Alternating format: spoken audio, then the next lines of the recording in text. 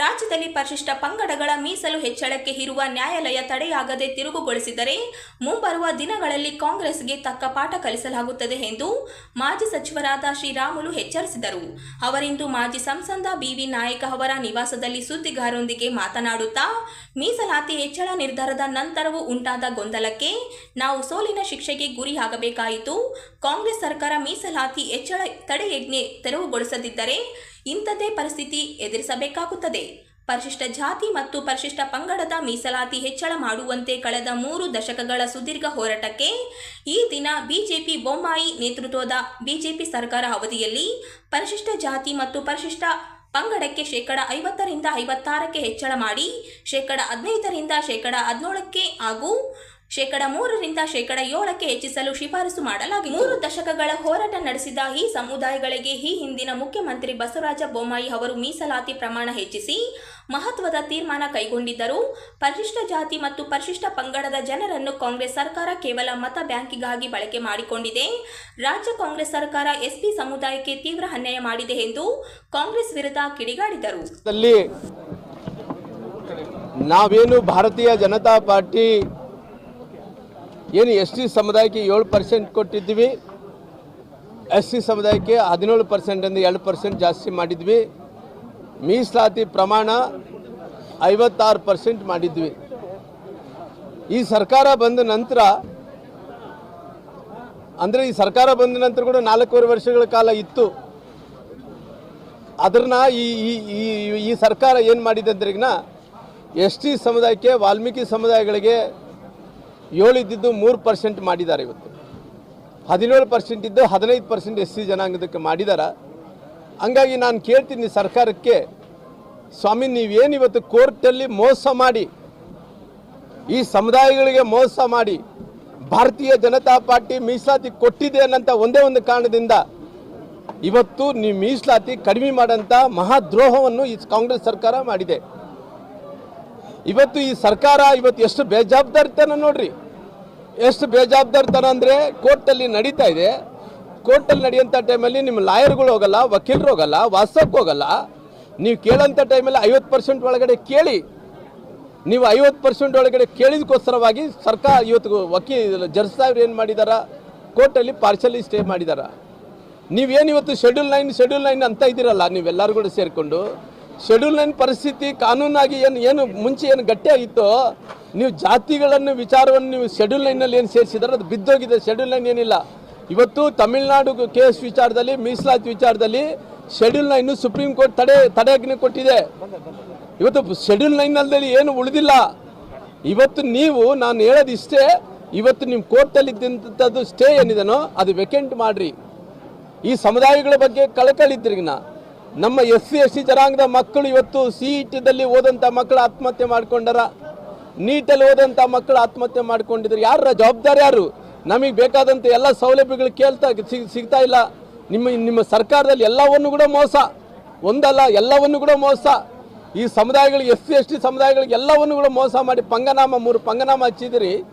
ಇವತ್ತು ಅದಕ್ಕೋಸ್ಕರವಾಗಿ ಸರ್ಕಾರ ಒತ್ತಾಯ ಮಾಡ್ತೀನಿ, ನೀವು ಏನು ಕೋರ್ಟಲ್ಲಿ ಸ್ಟೇ ಇದೆ ಅದನ್ನು ವಿತ್ಡ್ರಾ ಮಾಡಿಕೊಡ್ರಿ. ಸರ್ಕಾರ ಪಾರ್ಟಿ ಆಗಿರೋ ಕಾರಣ ನಮ್ಗೆ ಯಾರಿಗೆ ಬರಲ್ಲ. ನಾವು ಥರ್ಡ್ ಪಾರ್ಟಿ ಇಟ್ಕೊಂಡು ವಕೀಲರು ಯಾವ ರೀತಿಯಲ್ಲಿ ವಾದಿಸಬೇಕು ವಾದಿಸಂತ ಕೆಲಸ ಮಾಡ್ತೀವಿ. ನಿಮ್ದೇನಿಂದ ಕೋರ್ಟಲ್ಲಿ ಸ್ಟೇಯನ್ನು ವೆಕೆಂಟ್ ಮಾಡಿಸ್ಕೊಂಡ್ರೆ, ಕೋರ್ಟಲ್ಲಿ ಸ್ಟೇಯನ್ನು ವೆಕೆಂಟ್ ಮಾಡಿಕೊಂಡ್ರಿಗಿನ ಅದು 7% ಸಿಗುತ್ತೆ, 17% ಸಿಗುತ್ತೆ. ಸರ್ಕಾರಕ್ಕೆ ನಾನು ಒತ್ತಾಯವನ್ನು ಮಾಡ್ತೀನಿ. ಅಂದರೆ ಅವ್ರಿಗೆ 50% ಒಳಗಡೆ ಅಂತ ಅವರೇ ಲಾಯರ್ ಕೇಳಿದಾರ್ರಿ. ಲಾಯರೇ ಕೇಳಿದಾನೆ 50% ಒಳಗಡೆ ಕೊಡಬೇಕಂದೇಳಿ. ಅವ್ರಿಗೆ ಏನಂತ ಹೇಳಿದ್ರಿಗಿನ 56% ಕೊಡೋಕ್ಕೆ ಆಗಲ್ಲ ಅನ್ನೋಂಥ ಕಾರಣದಿಂದ ಅವ್ನು ಕೇಳಿದಾನ. ಹಂಗೆ ಕೇಳಿ ಇವತ್ತೇನಾಗಿದೆ ಅಂದರೆ 50% ಒಳಗಡೆ ಸಿಗಬೇಕಂದ್ರೆ 3 ಇದ್ದಿದ್ದು 3 ಇರಬೇಕಾ, 15 ಇದ್ದಿದ್ದು 15 ಇರಬೇಕಾ. ಆಮೇಲೆ ಅದರಲ್ಲಿ ಅವ್ರು ಏನು ಮಾಡಿದಾರೆ ವರ್ಗೀಕರಣ ಮಾಡ್ಕೊಂಡಂಥ ವಿಚಾರ ಇರಲಿ. 4.25 4.25 5 4.5 5.5 ಮಾಡಿಕೊಂಡು 5.5 ಮತ್ತು 6 ಮಾಡಿಕೊಂಡು ಇವತ್ತು ಅದರಲ್ಲಿ ಒದ್ದಾಡ್ತಾ ಇದ್ದಾರೆ. 50 ಒಳಗಡೆನೆ ಆಗ್ಬೇಕಂದ್ರೆ ಇದು ಆಗಲ್ಲ, ಮೋಸ ಆಗ್ತದೆ. ಅದಕ್ಕೋಸ್ಕರವಾಯಿತು ಬಿ.ವಿ. ನಾಯಕ್ ಸಾಹೇಬ್ರ ಮನೆಯಲ್ಲಿ ಎಲ್ಲರೂ ಕೂಡ ಸೇರಿದ್ವಿ. ಮುಂದಕ್ಕೆ ಇದನ್ನ ಹೋರಾಟವನ್ನು ಹೆಂಗೆ ತೊಗೊಂಡು ಹೋಗ್ಬೇಕನ್ನೋಂಥ ವಿಚಾರವನ್ನು ಮತ್ತೆ ಕುಂತು ಚರ್ಚೆ ಮಾಡಿ ತಮ್ಗೆ ತಿಳಿಸಂಥ ಕೆಲಸ ಮಾಡಿ ಇದು ಭಾರತೀಯ ಜನತಾ ಪಾರ್ಟಿ ನೇತೃತ್ವದಲ್ಲಿ ಎಲ್ಲರೂ ಸೇರಿ ಮಾಡ್ತೀವಿ. ಶಿವಕುಮಾರ್ ಅವರ ಸಚಿವ ಸಂಪುಟದಲ್ಲಿ ಶಾಸಕ ಪುಟ್ಟರಂಗಶೆಟ್ಟಿ ಅವರಿಗೆ ಸಚಿವ ಸ್ಥಾನ ನೀಡಬೇಕೆಂದು ಭಗೀರಥ ಉಪರ ಸಮಾಜದ ಅಧ್ಯಕ್ಷರಾದ ಸುರೇಖಾ ಪಿ ಅವರು ಒತ್ತಾಯಿಸಿದ್ದಾರೆ. ಅವರಿಂದು ನಗರದ ಸುದ್ದಿಗಾರರೊಂದಿಗೆ ಮಾತನಾಡಿ, ಮೈಸೂರು ಚಾಮರಾಜನಗರ ವಿಧಾನಸಭಾ ಕ್ಷೇತ್ರದಿಂದ ಸತತವಾಗಿ 4 ಬಾರಿಗೆ ಕಾಂಗ್ರೆಸ್ ಪಕ್ಷದ ಶಾಸಕರಾಗಿ ಆಯ್ಕೆಯಾಗಿದ್ದಾರೆ. ಈ ಹಿನ್ನೆಲೆಯಲ್ಲಿ ಕಾಂಗ್ರೆಸ್ ಹೈಕಮಾಂಡ್ ಪುಟ್ಟರಂಗಶೆಟ್ಟಿ ಅವರಿಗೆ ಸಚಿವ ಸಂಪುಟದಲ್ಲಿ ಪ್ರಮುಖ ಖಾತೆಯ ಜವಾಬ್ದಾರಿ ವಹಿಸಬೇಕೆಂದು ಒತ್ತಾಯಿಸಿದರು. ರಾಜ್ಯದಲ್ಲಿ ಉಪರ ಸಮಾಜ ಸುಮಾರು 30 ಲಕ್ಷ ಅಧಿಕ ಜನಸಂಖ್ಯೆ ಇದ್ದಾರೆ. ಈ ಬಾರಿ ವಿಧಾನಸಭಾ ಚುನಾವಣೆಯಲ್ಲಿ ಕಾಂಗ್ರೆಸ್ ಪಕ್ಷಕ್ಕೆ ರಾಜ್ಯಾದ್ಯಂತ ಉಪರ ಸಮಾಜವು ಅತಿ ಹೆಚ್ಚಿನ ಬೆಂಬಲವನ್ನು ನೀಡುವ ಮೂಲಕ 135 ಕ್ಷೇತ್ರಗಳಲ್ಲಿ ಜಯಗಳಿಸಿ ಸರ್ಕಾರ ರಚನೆಗೆ ಪ್ರಮುಖ ಪಾತ್ರ ವಹಿಸಿದೆ ಎಂದರು. ಚಾಮರಾಜನಗರ ವಿಧಾನಸಭಾ ಕ್ಷೇತ್ರಕ್ಕೆ ಬಿಜೆಪಿ ಪಕ್ಷವು ಪ್ರಬಲ ಅಭ್ಯರ್ಥಿಗೆ ಟಿಕೆಟ್ ನೀಡಿ ಹಿಂದುಳಿದ ವರ್ಗಕ್ಕೆ ಸೇರಿರುವ ಉಪರ ಸಮಾಜದ ಏಕೈಕ ಶಾಸಕ ಸಿ ಪುಟ್ಟರಂಗಶೆಟ್ಟಿ ಅವರನ್ನು ಮುಗಿಸುವ ಹುನ್ನಾರ ನಡೆದಿತ್ತು. ಆದರೆ ಕ್ಷೇತ್ರದ ಮತದಾರರು ಸ್ಥಳೀಯ ಅಭ್ಯರ್ಥಿಗೆ ಮತವನ್ನು ನೀಡಿ ಅವರನ್ನು ಜಯಗಳಿಸುವಲ್ಲಿ ಸಫಲರಾಗಿದ್ದಾರೆ. ಸುಮಾರು 40 ಕ್ಷೇತ್ರಗಳಲ್ಲಿ ನಿರ್ಣಾಯಕ ಮತಗಳಿದ್ದು ಬಿಜೆಪಿ ಹಾಗೂ ಜೆಡಿಎಸ್ ಪಕ್ಷವು ಉಪರ ಸಮಾಜಕ್ಕೆ ಸತತವಾಗಿ 4 ಬಾರಿ ಶಾಸಕರಾಗಿ ಆಯ್ಕೆಯಾಗಿರುವ ಸಿ ಪುಟ್ಟರಂಗಶೆಟ್ಟಿ ಅವರಿಗೆ ಪ್ರಮುಖ ಖಾತೆಯ ಸಚಿವ ಸ್ಥಾನ ನೀಡಬೇಕೆಂದು ಕಾಂಗ್ರೆಸ್ ವರಿಷ್ಠರಾದ ಜಿಲ್ಲಾ ಭಗೀರಥ ಉಪರ ಸಮಾಜ ಮಹಿಳಾ ಕಡೆಯಿಂದ ಮಹಿಳಾ ಸಂಘದಿಂದ ನಾವೆಲ್ಲ ಒತ್ತಾಯ ಮಾಡ್ತೇವೆ. ಇಡೀ ರಾಜ್ಯದಲ್ಲಿ 224 ಕ್ಷೇತ್ರಗಳಲ್ಲಿ ಉಪರ ಸಮಾಜವು 25ರಿಂದ 30 ಲಕ್ಷ ಮತದಾರರಿದ್ದು, ಈ ಬಾರಿ ವಿಧಾನಸಭಾ ಚುನಾವಣೆಯಲ್ಲಿ ಕಾಂಗ್ರೆಸ್ ಪಕ್ಷಕ್ಕೆ ರಾಜ್ಯಾದ್ಯಂತ ಉಪರ ಸಮಾಜವು ಅತಿ ಹೆಚ್ಚಿನ ಬೆಂಬಲವನ್ನು ನೀಡುವ ಮೂಲಕ 135 ಕ್ಷೇತ್ರಗಳಲ್ಲಿ ಜಯಗಳಿಸಿ ಸರ್ಕಾರ ರಚನೆಗೆ ಪ್ರಮುಖ ಪಾತ್ರ ವಹಿಸಿದೆ ಎಂದು ಉಪರ ಸಮಾಜ ಮಹಿಳಾ ಜಿಲ್ಲಾಧ್ಯಕ್ಷರಾಗಿ ನಾನು ತಮ್ಮಲ್ಲಿ ಕೇಳಿಕೊಳ್ಳುತ್ತೇನೆ. ಚಾಮರಾಜನಗರ ವಿಧಾನಸಭಾ ಕ್ಷೇತ್ರಕ್ಕೆ ಬಿಜೆಪಿ ಪಕ್ಷವು ಪ್ರಬಲ ಅಭ್ಯರ್ಥಿಗೆ ಟಿಕೆಟ್ ನೀಡಿ ಹಿಂದುಳಿದ ವರ್ಗಕ್ಕೆ ಸೇರಿರುವ ಉಪರ ಸಮಾಜದ ಏಕೈಕ ಶಾಸಕರಾದ ಶ್ರೀ ಪುಟ್ಟರಂಗಶೆಟ್ಟಿ ಅವರನ್ನು ಮುಗಿಸುವ ಹುನ್ನಾರ ನಡೆಸಿತು. ಆದರೆ ಕ್ಷೇತ್ರದ ಮತದಾರರು ಸ್ಥಳೀಯ ಅಭ್ಯರ್ಥಿಗೆ ಮತವನ್ನು ನೀಡಿ ಅವರನ್ನು ಜಯಗಳಿಸುವಲ್ಲಿ ಸಫಲರಾಗಿದ್ದಾರೆ. ಸುಮಾರು 35ರಿಂದ 40 ಕ್ಷೇತ್ರಗಳಲ್ಲಿ ನಿರ್ಣಾಯಕ ಮತಗಳಿದ್ದು, ಬಿಜೆಪಿ ಹಾಗೂ ಜೆಡಿಎಸ್ ಪಕ್ಷವು ಉಪರ ಸಮಾಜಕ್ಕೆ ಟಿಕೆಟ್ ನೀಡದ ಕಾರಣ ಒಗ್ಗಟ್ಟಿನಿಂದ ಸಿದ್ದರಾಮಯ್ಯರವರನ್ನು ನೇತೃತ್ವದ ಕಾಂಗ್ರೆಸ್ ಪಕ್ಷಕ್ಕೆ ಬೆಂಬಲವನ್ನು ನೀಡಿ ಬಹುಮತ ಪಡೆಯಲು ಸಹಕರಿಸಿದ್ದೇವೆ.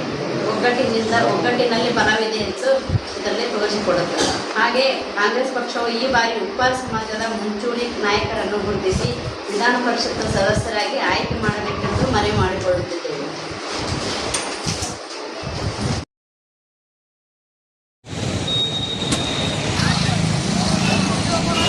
ನಗರದ ಸ್ಟೇಷನ್ ರಸ್ತೆಯಲ್ಲಿರುವ ಸಾರಾ ಮೊಬೈಲ್ ಶಾಪ್ ಮುಂದೆ ಸೇರಿದ ಗ್ರಾಹಕರು ಇನ್ಸ್ಟಾ ಜಾಹೀರಾತಿನಂತೆ ಮೊಬೈಲ್ ನೀಡಲು ಒತ್ತಾಯಿಸಿ ಅಂಗಡಿ ಮಾಲೀಕರೊಂದಿಗೆ ಜಗಳ ಮಾಡಿದ ಘಟನೆ ನಡೆದಿದೆ. ಮೊಬೈಲ್ ಶಾಪ್ನಲ್ಲಿ ಫುಲ್ ಮೂನ್ ಸೇಲ್ ಹೆಸರಿನಲ್ಲಿ ನೀಡಲಾಗಿತ್ತು. ಐಫೋನ್ ಸೇರಿದಂತೆ ಇತರ ಎಲ್ಲ ಫೋನ್ಗಳಿಗೆ ಎಕ್ಸ್ಚೇಂಜ್ ಆಫರ್ ಇದ್ದು, ರಾಯಚೂರಿನ ಜನ ಇದನ್ನು ಬಳಸಿಕೊಳ್ಳುವಂತೆ ಹೇಳಲಾಗಿತ್ತು. ಈ ಜಾಹೀರಾತನ್ನು ಗಮನಿಸಿದ ಯುವಕರು ಅಂಗಡಿ ಮುಂದೆ ಸಾಲುಗಟ್ಟಿ ನಿಂತು ಎಕ್ಸ್ಚೇಂಜ್ ಮತ್ತು ಕಡಿಮೆ ದರಕ್ಕೆ ಮೊಬೈಲ್ ನೀಡುವಂತೆ ಕೇಳಿದರು.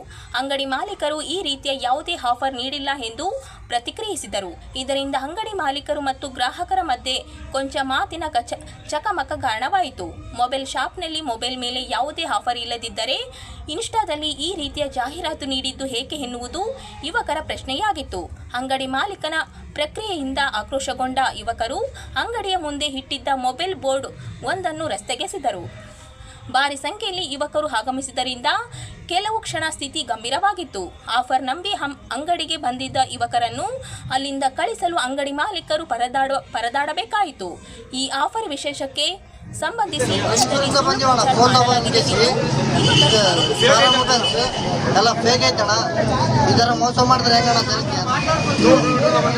ಏನಂತ ಆಫರ್ ಇಟ್ಟಿದ್ರು? 70% ಆಫರ್ ಅಂತ 50% ಆಫರ್ ಅಂತಿತ್ತು. ಐಫೋನ್ 83,000 ಐಫೋನ್ ಸ್ಟಾರ್ಟಿಂಗ್ 47,000 48,000 ಕೊಡ್ತಾ ಅಂತ ಹೇಳಿದ್ರು. ಅದಕ್ಕೆ ಲಿಂಗಸೂರಿಂದ ಬಂದಿದ್ರು. ಇಲ್ಲಿ ಬಂದ್ಮೇಲೆ ನೋಡಿದ್ರೆ ಎಲ್ಲ ಫೇಕ್ ಅನ್ನೋಣ, ಎಕ್ಸ್ಚೇಂಜ್ ಆಫರ್ ಅಂತ ಹೇಳಿದ್ರು. ಮತ್ತೆ ಬಂದು ಆ ವಿಡಿಯೋದಲ್ಲಿ ಮೆನ್ಷನ್ ಮಾಡಿಲ್ಲ ನಾನು. ಏನಂತ ಇತ್ತು? ಎಲ್ಲ ಆಫರ್ ಅಂತ ಇತ್ತು ವಿಡಿಯೋದಾಗ. ಯಾವ ಮೊಬೈಲ್? ಐಫೋನು ಮತ್ತು ಸ್ಯಾಮ್ಸಂಗ್ 25 ಅಲ್ಟ್ರಾ 17 ವಿವೋ F35 ಎಲ್ಲ ಅದು ಸೋಷಿಯಲ್ ಮೀಡಿಯಾದಾಗ ಆಫರ್ ಬಿಟ್ಟಿದ್ದು. ಇದು ಬಂದಲ್ಲಿ ನೋಡಿದ್ರೆ ಎಲ್ಲ ಫೇಕ್ ಅಣ್ಣ. ಆ ಥರ ಏನಿಲ್ಲ, ಯಾವ ಇಲ್ಲ, ಎಕ್ಸ್ಚೇಂಜ್ ಇಲ್ಲ, ಏನಿಲ್ಲ. ಅಂಗಡಿದವ್ರು ಇಲ್ಲಿ ಹೋಗ್ಯಾರ. ಅಂಗಡಿಯವ್ರನ್ನ ಬಂದ್ ಮಾಡ್ಕೊಂಡು ಹೋಗ್ಬಿಟ್ರಣ ಅವರು. ಏನು ಮಾಡ್ಬೇಕಂತೀರಿ ಮುಂದೆ? ಏನು ಕಂಪ್ಲೇಂಟ್ ಕೊಡ್ತೀರಿ? ಏನು ಈ ಥರ ಮಾಡಿದ್ರೆ ಏನು ಮಾಡೋದು? ಪಬ್ಲಿಕ್ ಎಲ್ಲ ಹೋಗು ಅಂದರೆ ಮತ್ತೆ ಕಂಪ್ಲೇಂಟ್ ಮಾಡ್ತೀವಲ್ಲ. ನಿಮ್ಮ ಹೆಸರಣ್ಣ? ಬೇರೆ ಊರ್ಲೇಸಿಂದ ಹಳ್ಳಿ ಲೇಸಿಂದ ಬಂದೀವಿ. ರಾಯಚೂರು ಆಫರ್ ಬಿಟ್ಟಾರಂತ. ಬಟ್ ಇಲ್ಲಿ ನೋಡಿದ್ರೆ ಯಾವ ಆಫರ್ ಇಲ್ಲ, ಏನಿಲ್ಲ. ಅಂಗಡಿ ಕರೆಕ್ಟ್ ಓಪನ್ ಮಾಡ್ಕೊಂಡು ಮುಚ್ಚಿಕೊಂಡು ಹೋಗ್ಬಿಟ್ರು. ಬಟ್ ಇವಾಗ ನಾವು ಏನು ಮಾಡ್ಬೇಕು? ಇದೆಲ್ಲ ಏನು ಪರಿಹಾರ? ಏನು ಪರಿಹಾರ? ಯಾವ್ರಿಂದ ಬಂದಿರೋಣ? ನಾವು ಸಿರ್ವಾರ್ಲೇಸಿಂದ ಬಂದಿದ್ದೇವೆ. ಯಾವ ಮೊಬೈಲ್ ಅಂಗಡಿಯಾಗ ಏನಾಗಿತ್ತು? ಸ್ಟಾರ್ ಮೊಬೈಲ್ ಅಂತ ರಾಮ ಮಂದಿರ ಪಕ್ಕ ವಿಡಿಯೋ ವೈರಲ್ ಆಗಿತ್ತು ಇನ್ಸ್ಟಾಗ್ರಾಮಲ್ಲಿ. ನೋಡ್ಕೊಂಡು ಬಂದೀವಿ. ಬಟ್ ಐಫೋನು ಕಮ್ಮಿ ಆಫರ್ಗೆ ಅಂತ ಇಲ್ಲಿ ನೋಡಿದ್ರೆ ಯಾವ ಆಫರ್ ಇಲ್ಲ, ಏನೂ ಇಲ್ಲ. ಏನನ್ಸದೆ ನೋಡಿದ್ರೆ? ಮೋಸ ನೋಡಿದ್ರೆ ಮೋಸ, ಫೇಕ್. ಎಲ್ಲ ಸೋಷಿಯಲ್ ಮೀಡಿಯಾನೇ ಫೇಕ್. ಮಾಡಿ ಮತ್ತೆ ಎಕ್ಸ್ಚೇಂಜ್ ಮಾಡ್ಯಾರ. ಮತ್ತೆ ಬಿಟ್ರ ಇನ್ನೊಂದು ವಿಡಿಯೋ ಬಿಟ್ರೆ ಡಿಲೀಟ್ ಮಾಡಿ ವಿಡಿಯೋ. ಹಿಂಗೆ ಯಾಕೆ ಮಾಡ್ತಾರೆ? ಕ್ರಿಯೇಟರ್ ತಪ್ಪೈತಣ, ಕ್ರಿಯೇಟರ್ ತಪ್ಪು ಅಂತ ಹೇಳಿದ್ರೆ. ನಿಮ್ಮ ಹೆಸರು ಅಣ್ಣ? ಹೆಸರು ಸಂಘ ಅಂತ.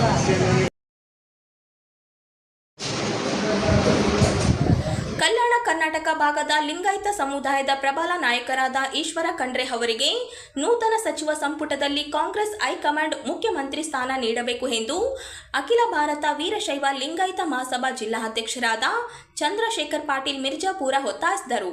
ಅವರಿಂದು ನಗರದ ಸುದ್ದಿಗಾರರೊಂದಿಗೆ ಮಾತನಾಡಿ, ಈಶ್ವರ್ ಖಂಡ್ರೆ ಅವರಿಗೆ ಡಿಕೆ ನೇತೃತ್ವದ ಸಚಿವ ಸಂಪುಟದಲ್ಲಿ ಉಪಮುಖ್ಯಮಂತ್ರಿ ಸ್ಥಾನ ನೀಡಿದರೆ ರಾಜ್ಯ ಸೇರಿ ಕಲ್ಯಾಣ ಕರ್ನಾಟಕ ಭಾಗದ ಅಭಿವೃದ್ಧಿಗೆ ಅನುಕೂಲವಾಗಲಿದೆ ಎಂದರು. ಖಂಡ್ರೆ ಅವರು ಬಾಲ್ಕಿ ವಿಧಾನಸಭಾ ಕ್ಷೇತ್ರದಿಂದ 4 ಬಾರಿ ಶಾಸಕರಾಗಿ ಆಯ್ಕೆಯಾಗಿದ್ದು, ಸಿದ್ದರಾಮಯ್ಯ ನೇತೃತ್ವದ ಸಚಿವ ಸಂಪುಟದಲ್ಲಿ ಅವರಿಗೆ ನೀಡಿದ ಸಚಿವ ಸ್ಥಾನ ಜವಾಬ್ದಾರಿಯನ್ನು ಅತ್ಯಂತ ಯಶಸ್ವಿಯಾಗಿ ನಿರ್ವಹಿಸಿದ್ದಾರೆ. ಕಾಂಗ್ರೆಸ್ ಸರ್ಕಾರ ವಹಿಸಿದ ಜವಾಬ್ದಾರಿಯನ್ನು ಅತ್ಯಂತ ಅಚ್ಚುಕಟ್ಟಾಗಿ ಶ್ರದ್ಧೆಯಿಂದ ನಿರ್ವಹಿಸಿದರು. ಎಲ್ಲ ಸಮುದಾಯದ ಜನರನ್ನು ಒಗ್ಗೂಡಿಸುವ ಹಾಗೂ ಜನಪರ ನಾಯಕರಾದ ಮತ್ತು ಅಭಿವೃದ್ಧಿ ಚಿಂತನೆ ಹೊಂದಿದ ಖಂಡ್ರೆ ಅವರಿಗೆ ಈ ಬಾರಿ ಡಿಕೆ ಸುದೀರ್ಘ ಕಾಲ ಆಳಿದಂತಹ ಸನ್ಮಾನ್ಯ ಶ್ರೀ ಸಿದ್ದರಾಮಯ್ಯ ಸರ್ ಅವರು ಕ್ಷೇತ್ರದಿಂದ ಮುಖ್ಯಮಂತ್ರಿಗಳು, ಅವರಿಗೆ ಒಂದು ಧನ್ಯವಾದಗಳನ್ನು ಮತ್ತು ಅಭಿನಂದನೆಗಳನ್ನು ಸಲ್ಲಿಸ್ತಾ, ಹಾಗೆ ನೂತನವಾಗಿ ನಿಯೋಜಿತ ಮುಖ್ಯಮಂತ್ರಿಗಳಾಗಿ ನಿಯೋಜಿತಗೊಂಡಿರ್ತಕ್ಕಂಥ ಸನ್ಮಾನ್ಯ Shri D K Shivakumar sir ಅವರಿಗೂ ಕೂಡ ಹೊಸ ಒಂದು ಸರ್ಕಾರವನ್ನು ರಚಿಸುವ ಸಮಯದಲ್ಲಿ ಶುಭಾಶಯಗಳನ್ನು ಅಭಿನಂದನೆಗಳನ್ನು ಸಲ್ಲಿಸ್ತಾ ಈ ಒಂದು ಸುದ್ದಿಗೋಷ್ಠಿಯನ್ನು ಪ್ರಾರಂಭ ಮಾಡಲಿಕ್ಕೆ ನಾನು ಬಯಸ್ತೇನೆ. ಈ ಒಂದು ಸುದ್ದಿಗೋಷ್ಠಿಯ ವಿಶೇಷ ಏನು ಅಂತಂದರೆ, ಈಗ ನಾವು ಲಿಂಗಾಯತ ವೀರಶೈವ ಸಮಾಜ ರಾಜ್ಯದಲ್ಲಿ ಪ್ರಬಲವಾದ ಸಮುದಾಯ ಇರ್ತಕ್ಕಂಥದ್ದು ತಮ್ಮೆಲ್ಲರಿಗೂ ಕೂಡ ಗೊತ್ತಿರತಕ್ಕಂಥ ವಿಷಯ. ಸುಮಾರು 1.5 ಕೋಟಿಗೂ ಅಧಿಕಿರ್ತಕ್ಕಂಥ ನಮ್ಮ ಸಮುದಾಯಕ್ಕೆ ಪ್ರತಿ ಸಲ ಕೂಡ ಸ್ವಲ್ಪ ಏನು ಅನ್ಯಾಯ ಆಗ್ತಾ ಬಂದಿದೆ ಅಂತಕ್ಕಂಥ ಮಾತನ್ನು ವಿಷಯದಿಂದ ಹೇಳಬೇಕಾಗ್ತದೆ. ಈಗ ಸಂಪುಟದಲ್ಲಿ ಹೆಚ್ಚಿನ ಒಂದು ಸ್ಥಾನಗಳನ್ನು ಕೊಡಬೇಕು ಅಂತಕ್ಕಂಥದ್ದು ಕೊಟ್ಟಿದ್ದಾರೆ. ಒಂದು 10 ಕೊಡಲಿ ಅಂತ ನಮ್ದು ಇದಿದೆ. ಮೊದಲನೇದಾಗಿ ಉಪಮುಖ್ಯಮಂತ್ರಿ ಸ್ಥಾನವನ್ನು ನಮ್ಮ ಅಖಿಲ ಭಾರತ ವೀರಶೈವ ಲಿಂಗಾಯತ ಮಹಾಸಭೆಯ ಏನು ರಾಷ್ಟ್ರೀಯ ಅಧ್ಯಕ್ಷರಾಗಿರ್ತಕ್ಕಂಥ ಸನ್ಮಾನ್ಯ ಶ್ರೀ ಈಶ್ವರ್ ಬಿ ಖಂಡ್ರೆ ಅವರಿಗೆ ಉಪಮುಖ್ಯಮಂತ್ರಿ ಸ್ಥಾನವನ್ನು ಕೊಡಬೇಕಂತಕ್ಕಂಥದ್ದು ಪ್ರಥಮವಾಗಿ ನಾವು ಬೇಡಿಕೆ ಇಟ್ಟಿರ್ತಕ್ಕಂಥದ್ದು. ಜೊತೆಗೆ ಅವರು 4 ಬಾರಿ ಸತತವಾಗಿ ಶಾಸಕರಾಗಿ ಕಲ್ಯಾಣ ಕರ್ನಾಟಕ ಭಾಗದಿಂದ ಬಾಲ್ಕಿ ಮತಕ್ಷೇತ್ರದಿಂದ ಆಯ್ಕೆಯಾಗಿ ಬಂದಿದ್ದಾರೆ. ಅವರಿಗೆ ವಹಿಸಿದಂಥ ಎಲ್ಲ ಕೆಲಸ ಕಾರ್ಯಗಳನ್ನು ಶ್ರದ್ಧೆಯಿಂದ, ನಿಷ್ಠೆಯಿಂದ, ಪ್ರಾಮಾಣಿಕವಾಗಿ ಕೆಲಸ ಕಾರ್ಯಗಳನ್ನು ನಿರ್ವಹಿಸಿಕೊಂಡು ಬಂದಿದ್ದಾರೆ. ಅಂಥವರಿಗೆ ಈ ಕಲ್ಯಾಣ ಕರ್ನಾಟಕ ಭಾಗದಿಂದ ಒಂದು ಉಪಮುಖ್ಯಮಂತ್ರಿ ಸ್ಥಾನವನ್ನು ಕೊಟ್ಟರೆ, ಅದೇ 2 ಬಾರಿ ಮಂತ್ರಿಗಳಾಗಿದ್ದಾರೆ ಮತ್ತು ಕಾಂಗ್ರೆಸ್ ಪಕ್ಷದ ಕಾರ್ಯಾಧ್ಯಕ್ಷರಾಗಿಯೂ ಕೂಡ ಅತ್ಯಂತ ಯಶಸ್ವಿ ಕೆಲಸವನ್ನು ಅವರು ಮಾಡಿದ್ದಾರೆ. ಅಂಥವರಿಗೆ ಈ ಭಾಗದಿಂದ, ಅದಕ್ಕೆ ನಮ್ಮ ಕಲ್ಯಾಣ ಕರ್ನಾಟಕ ಭಾಗದಿಂದ ಉಪಮುಖ್ಯಮಂತ್ರಿ ಸ್ಥಾನ ಕೊಟ್ಟರೆ ರಾಜ್ಯದ ಎಲ್ಲ ಸಮುದಾಯದವರಿಗೂ ಮತ್ತು ಕಲ್ಯಾಣ ಕರ್ನಾಟಕದ ಎಲ್ಲ ಸಮುದಾಯದವರನ್ನ ಒಟ್ಟಾಗಿ ಕರ್ಕೊಂಡು ಹೋಗ್ತಕ್ಕಂಥ ಒಂದು ದೂರದೃಷ್ಟಿ ಮತ್ತು ಅಂತಹ ವಿಶಾಲ ಮನೋಭಾವ ಇರೋದರಿಂದ ಅವರನ್ನು ಉಪಮುಖ್ಯಮಂತ್ರಿಗಳನ್ನಾಗಿ ಮಾಡಬೇಕಂತಕ್ಕಂಥದ್ದು ನಮ್ಮ ಮೊದಲನೇ ಬೇಡಿಕೆ. ಮುಂದುವರಿದಂತೆ ನಮ್ಮ ರಾಯಚೂರು ಜಿಲ್ಲೆಯಿಂದ 5 ಬಾರಿ ಶಾಸಕರಾಗಿ ಆಯ್ಕೆಯಾಗಿರ್ತಕ್ಕಂಥ ಸನ್ಮಾನ್ಯ ಶ್ರೀ ಬಾದರ್ಲಿ ಹಂಪನಗೌಡ ಸಾಹೇಬರು ಇದುವರೆಗೂ ಕೂಡ ಮಂತ್ರಿ ಸ್ಥಾನದಿಂದ ವಂಚಿತವಾಗಿ ಬಂದಿದ್ದಾರೆ. ಅವರಿಗೂ ಕೂಡ ಅವರ ಹಿರಿತನವನ್ನು, ಅವರ ಮುತ್ಸದ್ದಿತನವನ್ನು, ಅವರ ಕಾರ್ಯಕ್ಷಮತೆಯನ್ನು ಮನಗಂಡು ಏನು ಕಳೆದ ಬಾರಿ ಅವರು ಮಂತ್ರಿಗಳಾಗಬೇಕಾಗಿತ್ತು, ಆಗಿಲ್ಲ. ಈ ಸಲ ಅವರಿಗೆ ಮಂತ್ರಿ ಸ್ಥಾನವನ್ನು ಕೊಡಬೇಕಂತಕ್ಕಂಥದ್ದು ನಮ್ಮದು ಎರಡನೇ ಒತ್ತಾಯ ಆಗಿರ್ತದೆ. ಮೂರನೇದು, ಈ ಸಲ ನಮ್ಮ ಸಂಪುಟದಲ್ಲಿ ನಮ್ಮ ನೆನಪಿದ್ದ ಮುಖ್ಯಮಂತ್ರಿಗಳಾಗಿರ್ತಕ್ಕಂಥ ಶ್ರೀ ಸಿದ್ದರಾಮಯ್ಯ ಸರ್ ಅವರ ಸಂಪುಟದಲ್ಲಿ 7 ರಿಂದ 8 ಜನ ಸಚಿವರಾಗಿ ಕೆಲಸ ಮಾಡಿದ್ದಾರೆ. ಈಗ ನಮ್ಮ ಜನಸಂಖ್ಯೆಗೆ ಅನುಗುಣವಾಗಿ ಮತ್ತು ಶಾಸಕರು ಕೂಡ ವೀರಶೈವ ಲಿಂಗಾಯತ ಶಾಸಕರು ಸುಮಾರು 54-57 ಜನ ಶಾಸಕರಿದ್ದಾರೆ. ಅದರ ಪ್ರಕಾರವಾಗಿ ಕನಿಷ್ಠ 10 ಸ್ಥಾನಗಳನ್ನಾದರೂ ಕೂಡ ಸಚಿವರನ್ನಾಗಿ ಮಾಡಬೇಕಂತಕ್ಕಂಥದ್ದು 3ನೇ ಬೇಡಿಕೆ ಇದೆ. ಯಾಕೆ ಅಂತಂದರೆ ಈ ಒಂದು ಸಮುದಾಯ, ನಮ್ಮ ವೀರಶೈವ ಲಿಂಗಾಯತ ಸಮುದಾಯ ಯಾವುದೇ ಸರ್ಕಾರವನ್ನು ರಚಿಸಲಿಕ್ಕೆ ಪ್ರಮುಖ ಪಾತ್ರವನ್ನು ವಹಿಸ್ತದೆ. ಎಲ್ಲ ಕ್ಷೇತ್ರಗಳಲ್ಲಿ ಇಡೀ ರಾಜ್ಯದ 224 ವಿಧಾನಸಭೆ ಕಾರ್ಯಾಧ್ಯಕ್ಷರಾಗಿ ರಾಜ್ಯದಲ್ಲಿ ಡಿಕೆ ಶಿವಕುಮಾರ್ ನೇತೃತ್ವದಲ್ಲಿ ರಚನೆಯಾಗಲಿರುವ ನೂತನ ಸಚಿವ ಸಂಪುಟದಲ್ಲಿ ಬಲಗೈ ಸಮುದಾಯ ಹಿರಿಯಾದ ಡಾಕ್ಟರ್ ಜಿ ಪರಮೇಶ್ವರ ಇವರಿಗೆ ಉಪಮುಖ್ಯಮಂತ್ರಿ ಸ್ಥಾನ ನೀಡಬೇಕು. ಯುವಕರಿಗೆ ಆದ್ಯತೆ ನೀಡುವುದಾದರೆ ಪ್ರಿಯಾಂಕಾ ಖರ್ಗೆ ಅವರಿಗೆ ಉಪಮುಖ್ಯಮಂತ್ರಿ ಸ್ಥಾನ ನೀಡಬೇಕು ಎಂದು ಬಲಗೈ ಜಾತಿಗಳ ಒಕ್ಕೂಟದ ಜಿಲ್ಲಾ ಅಧ್ಯಕ್ಷ ಭೀಮಣ್ಣ ಮಂಚಾಲ ಒತ್ತಾಯಿಸಿದರು. ಅವರಿಂದು ಮಾಧ್ಯಮಗೋಷ್ಠಿ ಉದ್ದೇಶಿಸಿ ಮಾತನಾಡಿ, ರಾಜ್ಯ ಸುದೀರ್ಘ ರಾಜಕೀಯದಲ್ಲಿ ಡಾಕ್ಟರ್ ಪರಮೇಶ್ವರ ಇವರು ಸಚಿವರಾಗಿ ಕೆಪಿಸಿಸಿ ಅಧ್ಯಕ್ಷರಾಗಿ ಸಮರ್ಥ ಅಧಿಕಾರ ನಿರ್ವಹಿಸಿದ್ದಾರೆ. ಅನುಭವಿ ರಾಜಕಾರಣಿಯಾಗಿರುವವರನ್ನು ಮುಖ್ಯಮಂತ್ರಿಯನ್ನಾಗಿಸಬೇಕಿತ್ತು. ಸೇವಾ ಹಿರಿತನದ ಮೇಲೆ ಉಪಮುಖ್ಯಮಂತ್ರಿ ಸ್ಥಾನವನ್ನು ನೀಡಬೇಕೆಂದರು. ಯುವಕರನ್ನು ಅಧಿಕಾರ ನೀಡುವುದೇ ಅದಲ್ಲಿ ಗ್ರಾಮೀಣಾಭಿವೃದ್ಧಿ ಸಚಿವರಾಗಿ ಅಧಿಕಾರ ನಿರ್ವಹಿಸಿರುವ ಪ್ರಿಯಾಂಕಾ ಖರ್ಗೆ ಅವರನ್ನು ಉಪಮುಖ್ಯಮಂತ್ರಿ ಮಾಡಿ ಕಲ್ಯಾಣ ಕರ್ನಾಟಕದ ಭಾಗಕ್ಕೆ ರಾಜಕೀಯ ಅಧಿಕಾರ ನೀಡಬೇಕು ಎಂದರು.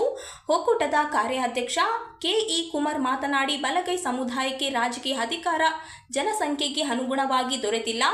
ಎಲ್ಲದಕ್ಕೂ ಎಐಸಿಸಿ ಅಧ್ಯಕ್ಷ ಮಲ್ಲಿಕಾರ್ಜುನ ಖರ್ಗೆ ಅವರನ್ನು ತೋರಿಸಲಾಗುತ್ತದೆ.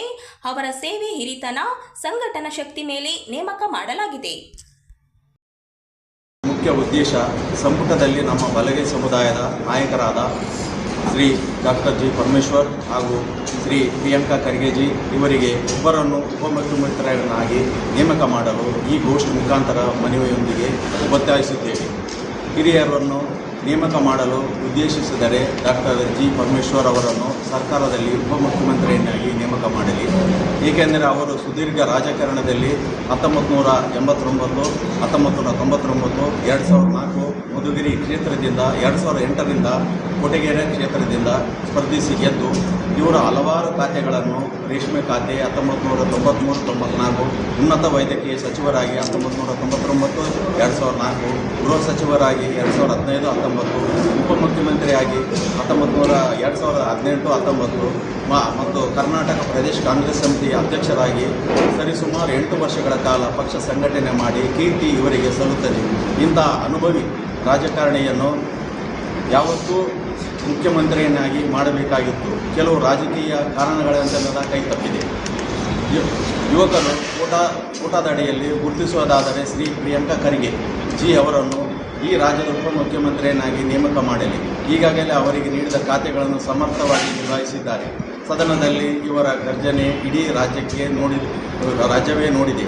ಈಗಿನ ಮುಖ್ಯಮಂತ್ರಿಗಳಾದ ಶ್ರೀ ಸಿದ್ದರಾಮಯ್ಯ ಅವರ ಮೆಚ್ಚಿಕೊಂಡಿದ್ದಾರೆ. ಸದನದಲ್ಲಿ ವಿರೋಧ ಪಕ್ಷದ ನಾಯಕರುಗಳಿಗೆ ಸಿಂಹ ಸ್ವಪ್ನವಾಗಿದ್ದು ನಾವೆಲ್ಲರೂ ನೋಡಿದ್ದೇವೆ. ಇಂಥ ಯುವಕರಿಗೆ ವಿಶೇಷವಾಗಿ ಕಲ್ಯಾಣ ಕರ್ನಾಟಕ ಭಾಗಕ್ಕೆ ಒಂದು ಅವಕಾಶ ಯಾಕೆ ನೀಡಬಾರದು ಎಂದು ನಾವುಗಳು ಕೇಳುತ್ತಿದ್ದೇವೆ.